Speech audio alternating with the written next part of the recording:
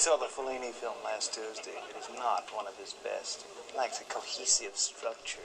You get the feeling that he's not absolutely sure what it is he wants to say. Of course, I've always felt he was essentially a technical filmmaker.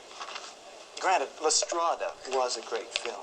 Great in its use of negative imagery more than anything else. But that central cohesive core, that must lead through an artist's work, leading from one to the other. Screaming his opinions in my ear. You understand what I'm talking about? Like all that Juliet of the Spirits or Satyricon. I found it incredibly indulgent. He really is. He's one of the most indulgent filmmakers. He really is. Keyword here and is indulgent. without getting...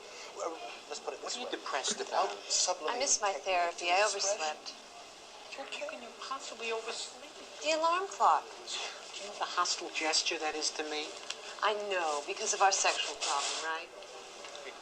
Everybody online at the New Yorker has to know our rate of intercourse. It's like Samuel Beckett. I admire the technique, but it doesn't hit me on a gut level. I'd like to hit this guy on a gut level. Stop it, Alvy. He's spitting on my neck. He spits on my neck when he talks. And something else? You're so egocentric that if I miss my therapy, you can only think of it in terms of how it affects you. Weltanschauung is what it is. Probably on their first date, right? Probably met by answering an ad in the New York Review of Books. 30-ish academic wishes to meet woman who's interested in Mozart, James Joyce, and sodomy. What do you mean, our sexual problem? I'm comparatively normal for a guy raised in Brooklyn. Okay, I'm very sorry. My sexual problem. Okay, my sexual problem, huh?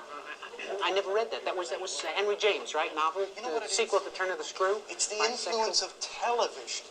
Now, Marshall McLuhan deals with it in terms of it being a high intensity, you understand? A hot medium. What I wouldn't give for a large sock with horse manure in it. What do you do when you get stuck on a movie line with a guy like this behind you? Wait a minute, why can't I give my opinion? It's a free country. He can give you. You have to give it so loud. Aren't you ashamed to pontificate like that? And the funny part of it is, Marshall McLuhan, you don't know anything about Marshall McLuhan's work. Really? I happen to teach a class at Columbia called TV, Media, and Culture.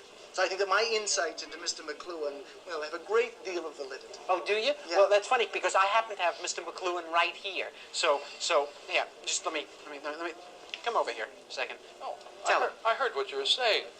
You know nothing of my work. You mean my whole fallacy is wrong. How you ever got to teach a course in anything is totally amazing.